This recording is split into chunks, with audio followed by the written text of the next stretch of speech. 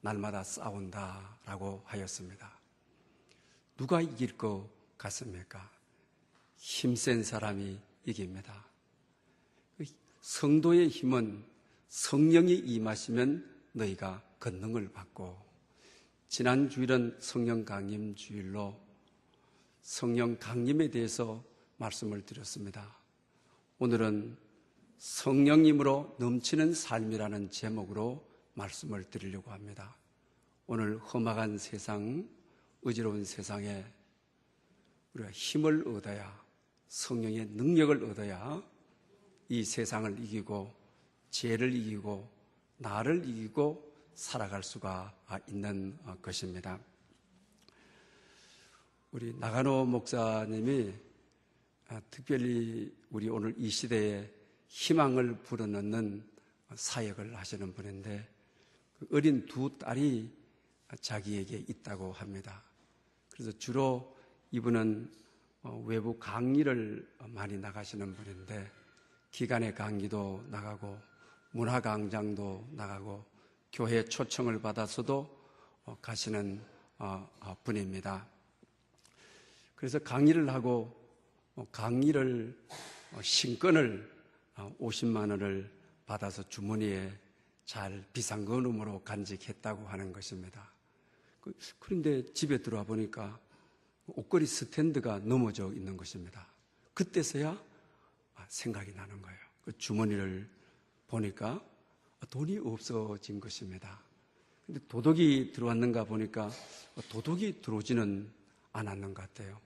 또 아내는 바깥에서 사역하고 자신의 어머니와 두 딸만 있는데 이 도둑 맞을 일이 만무한 것입니다. 그래서 그 아내 모르게 두 딸만 옆방으로 불러가지고 신권 10,000원짜리를 보여주면서 야, 이런 거 못 봤나 이랬습니다. 그러니까 동생이 하는 이야기가 언니하고 비행기 접어가지고 12층 아파트에서 창문 열고 신나게 날렸다고 그러더라고 하는 것입니다. 그래서 마음이 너무 안 좋더라는 거예요. 그러면서 이건 내 돈이 아닌가 보다. 그러니까 이런 일이 생겼지 하고 마음을 정리하고 누워 있는데 하나님하고 교통을 하고 싶었다고 합니다. 그렇게 마음을 정리하고도 내 돈이 아닌갑다. 좀 자유하려고 했는데 그 돈이 아까운 거예요.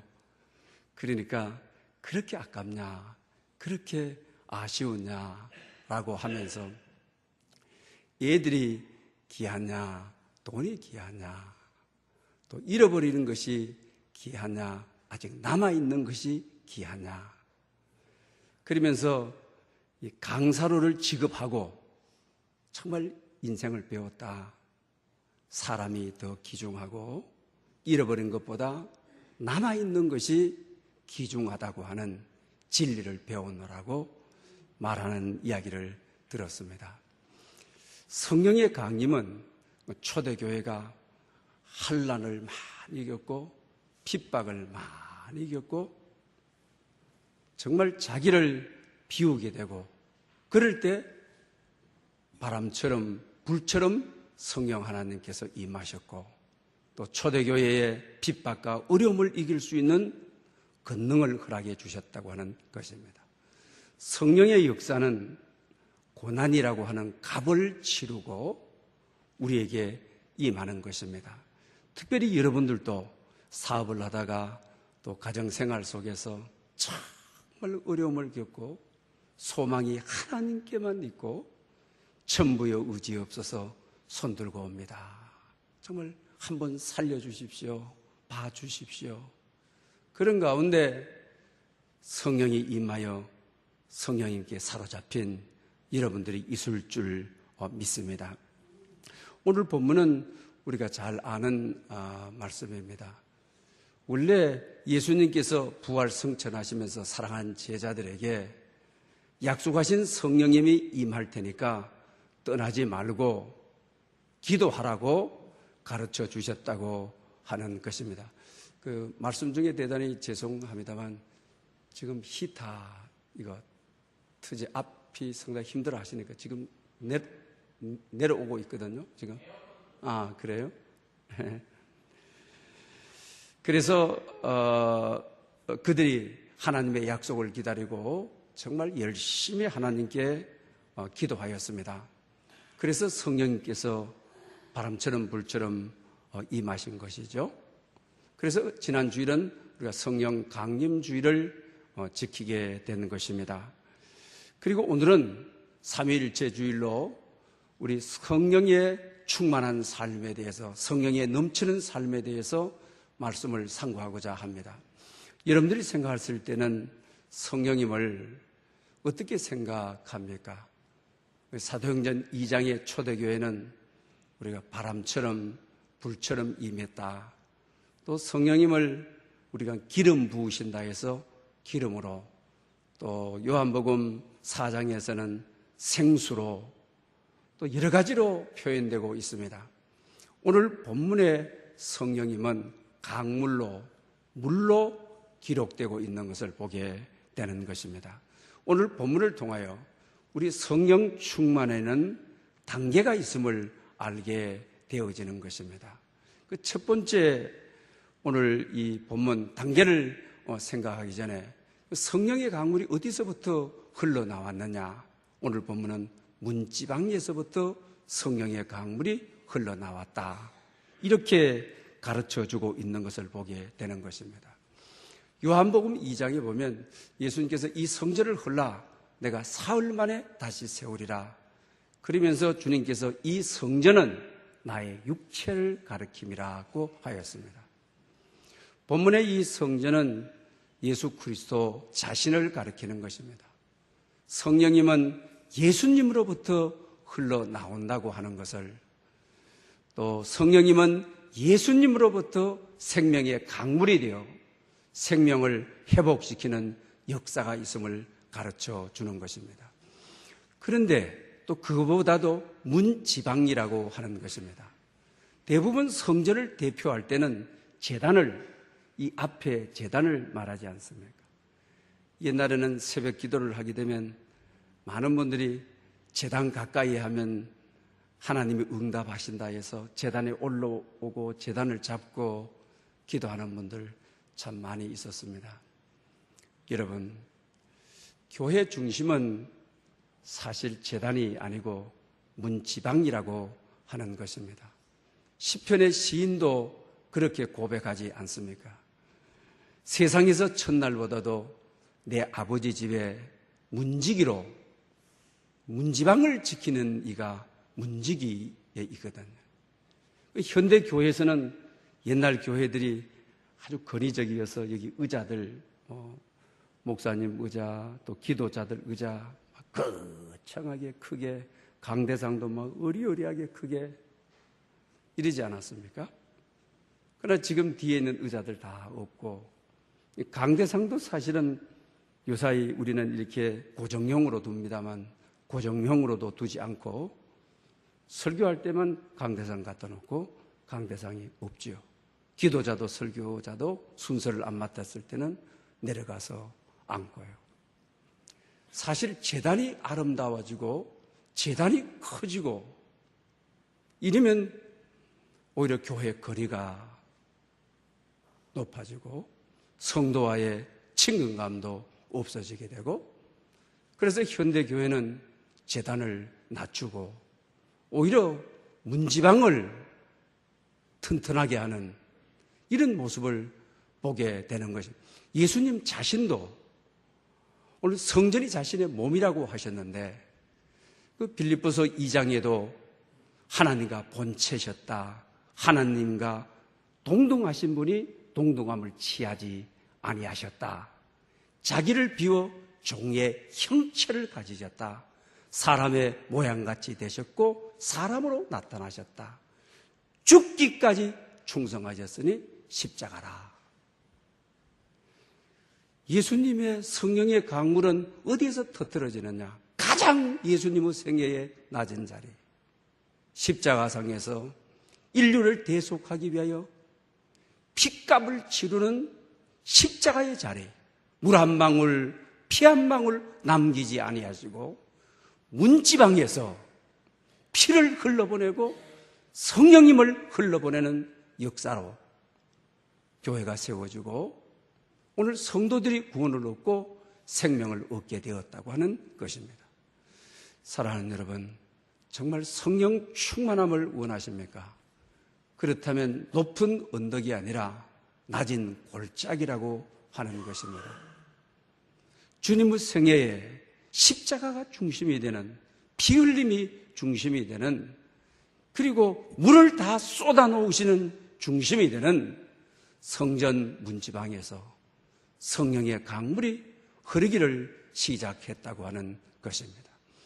그러므로 성령의 은혜를 받기 위해서는 이미 여러분께서도 경험하셨던 대로 교만하거나 자기가 높아진 언덕에 올라가려고 하거나 성령인가 아주 거리가 멀게 되어지죠. 이렇게 살다가 정말 하나님께서 성령의 은총을 베풀어 주실 때 밟고 밟혀가지고 정말 어느 누구에게 한마디 할 수 없고 삶의 사면 초가에 놓이고 겸손할 수밖에 없는 겸손의 골짜기, 내 인생의 십자가, 거기서 기도하다가 손들고 찬양하다가 정말 성령의 기름 부으심이 임하고 성령에 사로잡힌 경험들이 여러분의 삶을 통해서도 이미 간증하는 내용이라고 하는 사실입니다. 그리고 이제 이 강물이 흘러나와가지고 이제 첫 번째 성령의 단계에서는 1천척이면 오늘 현대로 말하게 되면 약 500m죠. 500m를 측량한 다음에 걸으라고 했습니다. 걸었더니 발목에 찼더라고 가르쳐주고 있습니다. 이 발목은 어떤 의미인 것입니까? 갈라디아서 5장에 보게 되면 성령을 따라 행해라. 이 발이라고 하는 것은 보행하는 것 아닙니까? 걷는 것 아닙니까? 그러니 성령을 따라 걸으라. 성령님으로 보행하라. 이런 말씀을 우리에게 주는 것입니다. 내 생각, 내 마음, 내 의지대로 가는 것이 아니라 성령님의 뜻을 따라, 하나님의 말씀을 따라, 진리를 따라 보행해라, 걸어가라. 우리가 성령님의 역사에 가장 기초적인 것이 말씀이 기초가 되어서, 진리인 예수 그리스도가 기초가 되어서 보행해야 할 때, 걸어갈 때, 사도행전 13장에 보게 되면 바울의 생애를 통해서 실루기아로 갈 때 성령님이 보내셔서, 성령님이 부르셔서 갔다. 성령을 떠나서 발걸음을 돌린 적이 없다라고 하죠. 또 16장에 가서 제2차 선교 여행을 할 때 자기 자신은 제1차 선교 여행을 했던 소아시아를 돌아서 나오려고 하였습니다. 비두니아로 돌아서 나오려고 그러는데 하나님의 영이 막으시니라. 성령님이 소아시아로 다시 돌아가지 말아라. 막으셨다. 그래서 성령님이 막으시면 보행을 하지 않았어요. 글로 가지를 않았어요. 발목을 함부로 움직이지를 않았어요. 그리고 나서 마게도나 쪽에서 유럽의 선교가 된 것이 마게도나 쪽에서 자기를 부르는 거예요. 그래서 에게이를 지나서 마게도나로 가게 되므로 유럽의 복음의 문이 열려지게 되었다고 하는 것입니다. 그뿐만 아니라 사도행전 20장에 가서도 자기 인생을 순례하면서 내가 달려갈 길을 다 달려갔다. 이 달려갔다라고 하는 말은 내 마음대로, 내 계획대로, 내 의지대로 달려간 것이 아니라 성령을 따라, 성령이 부르심으로, 성령이 보내심으로, 성령께서 가라심으로 내가 달려갈 길을 다 달려갔다. 이제후로는 나를 향하여 상급을 기다린다. 이렇게 고백하고 있는 것을 보게 되는 것입니다. 그리고 그의 인생 유서라고도 말할 수 있는 디모데후서 4장 7절에도 내가 선한 싸움을 싸우고 달려갈 길을 다 마치고 믿음을 지켰노라. 이때 달려갈 길을 다 달려갔다는 말은 말씀을 따라 성령께서 이끄시는 대로 진리가 나를 사로잡아 진리 가운데로 내가 갔다라고 말하고 있는 것을 보게 됩니다. 사랑하는 여러분, 오늘 이 시대에 정말 우리의 힘으로는 이 실존적인 문제를 이겨나갈 수가 없습니다. 성령이 임하셔서 성령께서 권능을 주심으로 바울처럼 성령께서 사로잡아 이끌어가야 우리가 나를 이기고 세상을 이기고 죄악을 이기고 사탄을 이기고 승리할 수가 있는 것입니다. 그 첫 번째 단계가 발목을 적셨다. 성령님을 따라 보행했다. 성령님을 따라 걸었다. 성령님을 따라 걷는 여러분 될 수 있기를 바랍니다. 그리고 또 일천척을 청량을 한 다음에 걸으라고 하였습니다. 그랬더니 무릎에 물이 올랐더라고 하였습니다. 무릎은 무엇을 기독교인들에게 무릎은 무엇을 말하게 되는 것입니까? 특히 무릎이라고 하게 되면 사도 요한을 이야기하고 야곱을 이야기하지 않습니까? 왜? 무릎으로 기도한 사람들이니까요. 예수님께서도 게세마네 동산에서 우리 성화를 보고 성경을 보게 되게 되면 무릎을 꿇고 기도했다. 또 우리 다니엘도 보게 되면 예루살렘을 향하여 열린 창문에 무릎을 꿇고 예루살렘을 향하여 기도했다. 바울 사도도 무릎을 꿇고 하나님 아버지께 기도했다. 무릎은 기도라고 하는 사실입니다. 여러분, 기도 없이 성령의 임재를, 기도 없이 성령의 충만을 우리는 경험할 수가 없는 것입니다. 특히 그리스도인의 영적 전쟁은 무릎으로 하는 전쟁이죠. 성경은 구약에 무릎으로 하는 전쟁을 가르쳐주고 있지 않습니까? 여호수아서를 통해서나 또 이스라엘의 왕들의 역사를 통해서나 그렇지 않습니까? 그들이 기도할 때 때로는 우박이 상대 진영에 내리기도 하고, 그들이 기도할 때 상대 진영이 자기네들끼리 싸워서 망하기도 하고, 그래서 전쟁은 여호와께 속하여 있다. 무릎으로 기도했을 때에 사람들이 생각할 때는 야, 서서 싸워도 이기기 힘드는 판에 기도한다고 되나? 기도한다고 이기나? 총칼 가지고 앞서 나가서 싸워야지. 상식은 그렇게 말할 수가 있습니다. 그러나 구약의 역사는 전쟁은 여호와께 속하여 있다라고 하는 신앙을 가지고, 믿음을 가지고, 이 고백을 가지고 우리가 영적 전쟁을 살아가는, 날마다 사탄과 싸워야 되고, 관계 속에서 싸워야 되고, 갈등 속에서 싸워야 되고, 이럴 때 무릎으로 기도할 때 나의 힘은 약하고 부족하지만 성령이 임하심으로, 성령이 권능을 주심으로, 이 두나미스가 임함으로 세상을 이기는, 그리고 영적 전쟁에서 이기는 그런 역사를 경험할 수가 있게 되는 것입니다. 에베소 6장에서도 하나님의 전신갑주를 이야기하면서 우리의 씨름은 혈과 육에 대한 것이 아니라고 가르쳐주고 있지 않습니까? 우리의 씨름은 악의 영들을 상대함이니라. 성경은 이렇게 말하고 있는 것을 보게 되는 것입니다.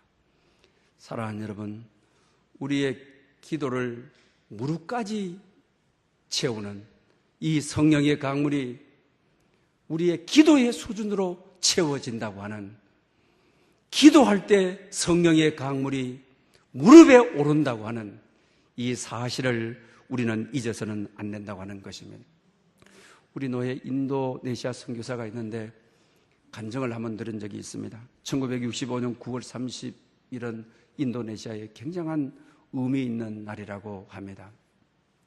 기독교인들이 굉장히 박해받던 시대에 이 9월 30일 날 이 기독교를 박해하는 세력들이 이 날짜를 정하고 정치 지도자들, 종교 지도자들을 누구는 어느 집을 맡고 누구는 어느 사람을 맡아서 어디에 묻고 이런 지령이 다 내렸다고 합니다. 그런데 인도네시아에서 그날은 우리가 나라가 혼잡하게 되니까 그리스도인들이 기도를 했다고 하는 것이죠. 5시 30분에 새벽에 나와서 새벽 기도를 했다고 하는 것입니다.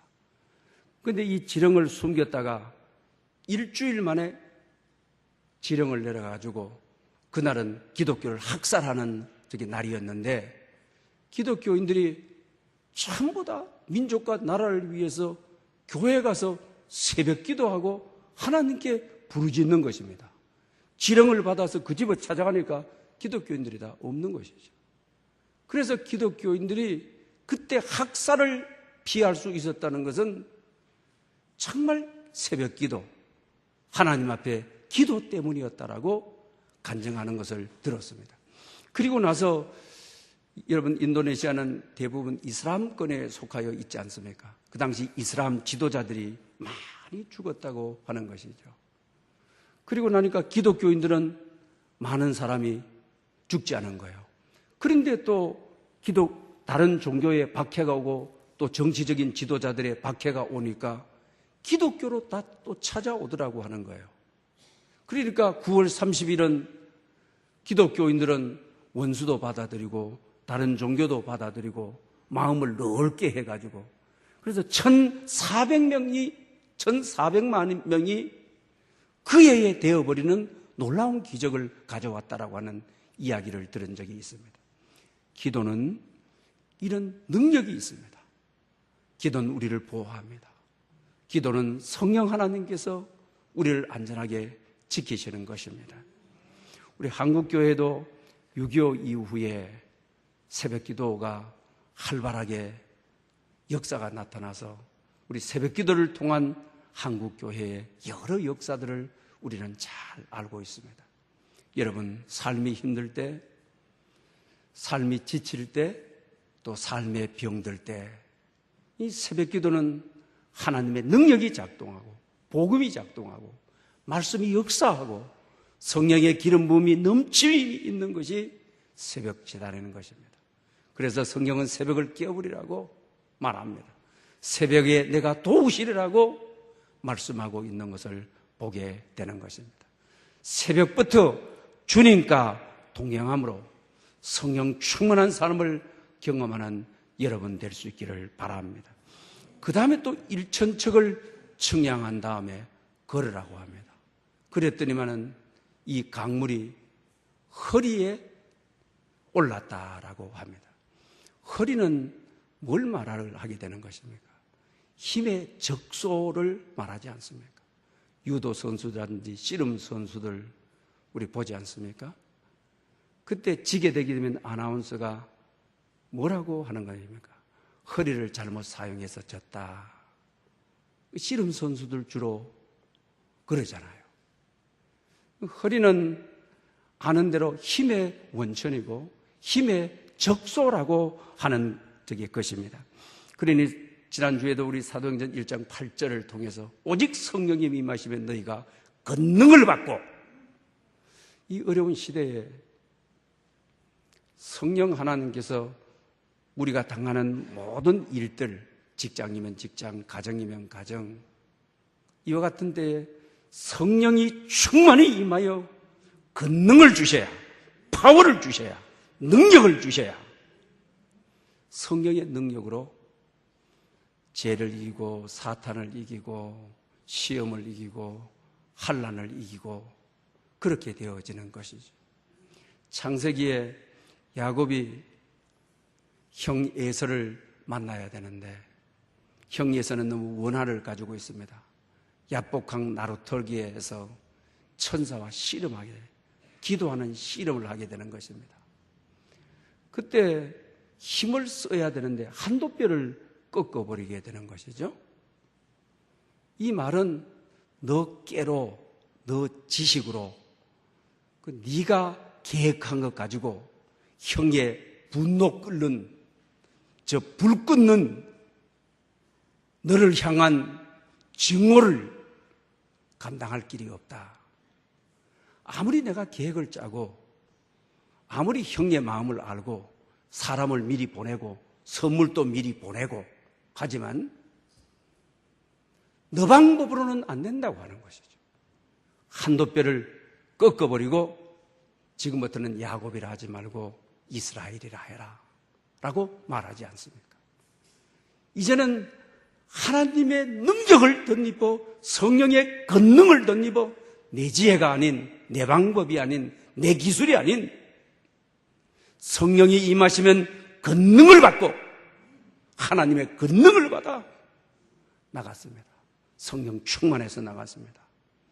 그랬더니 이미 성령님께서 그의 마음을 준비하고 동생을 긍휼히 여기는 마음, 동생에 대해 안부를 묻는 마음, 동생에게 친절한 마음, 이 마음을 그에게 허락해 줬음을 우리가 알지 않습니까? 우리가 아무리 사람을 움직이려고 해도 아무리 계획을 가지고 다스리려고 해도 안 되는 경우가 참 많이 있죠. 성령님이 임하여 허리까지 성령님이 차게 하시는, 힘의 적소에 힘을 더하시는 그런 역사가 있을 때 우리는 이 세상을 이기게 되는 것입니다. 그리고 이제 일천측을 청량을 하고 나서는 이제는 자기 몸을 다 감싸버리는 정말 성령 충만한 단계에 이르게 되는 거죠. 성령님으로 세례를 받아라고 말한 것처럼 성령의 강물이 자기 온몸을 적셔버리는, 이게 바로 충만인 것이죠. 그런데 오늘 본문 이 충만이 어떻게 되어가고 진행되어 가고 있는 것입니까? 이 성령의 강물이 흘러가는 곳에 첫 번째 죽은 바다가 살더라 라고 하는 것이죠. 그런데 성령의 강물이 흘러가는데 나무들이 살더라고 말하죠. 이 성령의 강물을 머금는 모든 생명들이 다 회복되고 열매를 맺고 살더라고 본문은 말하고 있죠. 여러분, 요한복음 6장 34절에 63절에 성령은 살리는 영이라고 말하고 있는 것을 보게 되는 것입니다. 왜 우리가 성령님이 넘치는, 왜 성령 충만해야 되는 이유가 어디에 있습니까? 넘쳐 흘러 들어가야 죽은 바다가 살고 죽은 땅이 살고 죽은 나무들이 살고 식물이 살고 시절을 따라 열매를 맺고 잎사귀들은 약재료가 되고 얼마나 놀라운 회복의 역사.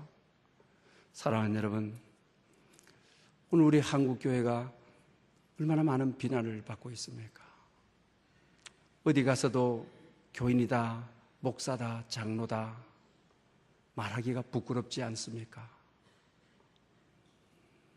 이와 같은 시대에 우리가 다시 회복하는 길은 성령님으로 충만한, 그래야 충만한 내가 흘러보내어서 교회가 다시 살고 죽은 영혼들이 살고 시들어 있는 곳에 생명을 다시 불어넣고 얼마나 놀라운 회복의 역사. 오늘 우리 사회도 보십시오. 부도덕한 얼마나 이런 이야기 저런 이야기 연일 우리 그런 너무 마음 아픈 이야기들을 접하지 않습니까?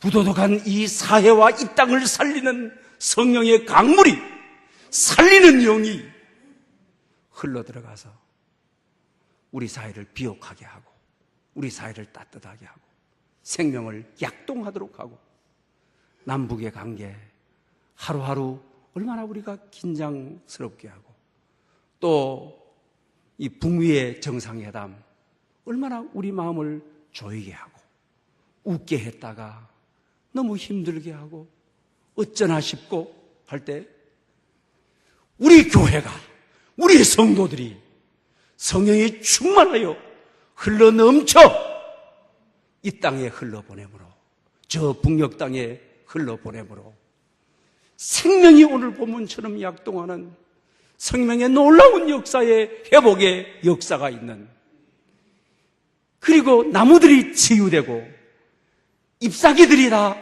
치유하는 약재로가 되는 이런 세상, 이런 사회, 이런 교회, 이런 성도를 우리가 소망해보는 그러니 하나님 앞에 주님 우리로 하여금 성령 충만하게 해주십시오. 이 시대를 치유할 수 있도록 나를 치유할 수 있도록 이 민족을 치유할 수 있도록 성령 충만한 은혜를 부어주십시오. 기도하는 여러분 될 수 있기를 축복합니다. 할렐루야. 영광 받으시기에 합당하신 하나님 아버지 성령님 계절에